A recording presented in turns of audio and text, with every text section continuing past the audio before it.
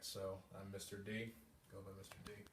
I'm here with Jessica Ray, and we're going to talk to her about her situation and what's going on with her life. So, Jessica, would you mind identifying yourself first? I'm Jessica Ray. Okay. You can tell me where you're from? I'm from California. Okay, cool. So, could you please tell us like some of the details of your situation and what's been going on this past year, by any chance? Well, over 4 years it's been actually. Okay.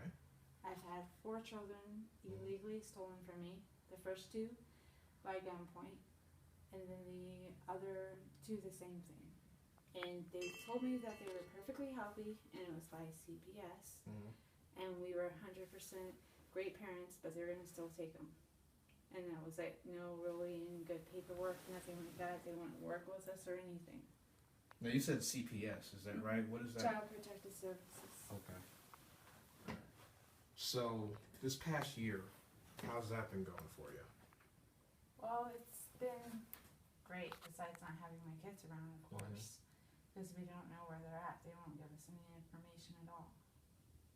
Okay. Well, could you just tell me like some of the things you've been up to, things like that?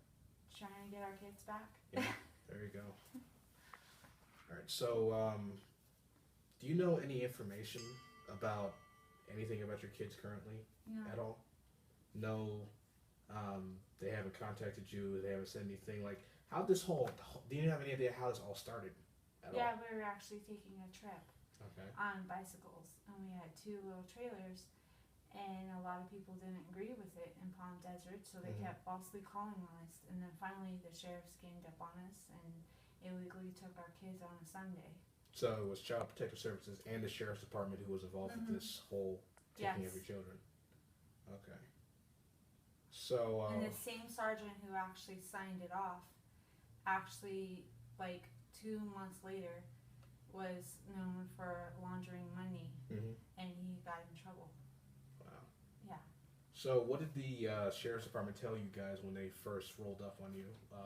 When the first calls came in? They said that everything was fine, and they were just taking us into custody, and everything was going to be okay, and we stayed there for 4 hours, and that's when it was just Jonathan and Juliet, and they didn't give us any food or drink or anything, and then all of a sudden a CPS worker comes in with 2 Caucasian sheriffs, and they pull out their guns and say, if you don't hand your children over, we're going to shoot you.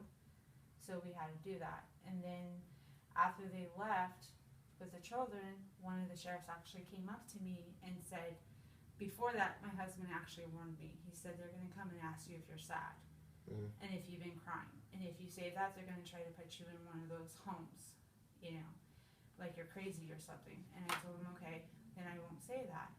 He said, just say, we're going to take care of it, and God has it too. So the sheriff came up to me, didn't even come up to Justin, my husband, didn't even ask him any questions, just asked me, have you been crying? Are you sad that we took your children? And I said, no, I'm just fine. Thank you very much. We can handle this, and we're going to get them back. And then the sheriff just left us. Okay, this was down in California, right? Yeah. Okay. It's Indio, California. That's when it all started. Indio, California? Okay. And then the 3rd one was Jasmine Ray. She happened in Lake Havasu. And they actually took her in the hospital illegally. They said she was perfectly healthy. They didn't understand why she was doing things that a 2-week-old baby would be doing, and they were questioning, and they said, we have to do all these tests because she's really smart. And then they said, oh, you want to come and talk to us outside? We promise she's going to be here when you come back. We came back, she wasn't there. They took her away illegally again, another one. And Joy, the same thing.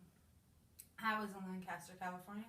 I had her in a tub, all legally, and midwife was there. The midwife was saying, why are you doing this to these parents? They're perfectly 100% great parents. The baby's happy, you know, and the CPS worker actually looked in my eyes and said, your baby's 100%, I mean, wonderful, healthy, but I'm still going to take your baby away from you. You guys are great parents, though.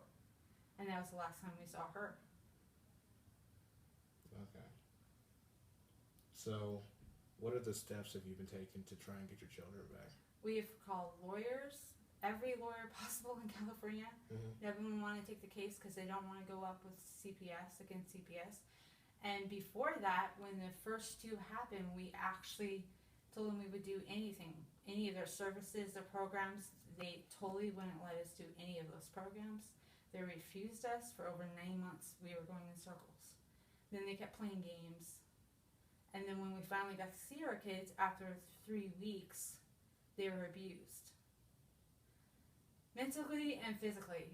Our daughter was abused in areas I don't want to say out loud because it's not appropriate. And our son had a big, huge bruise on his face and busted lip. And I asked him, who did this to you? And he pointed at the social worker. Yeah.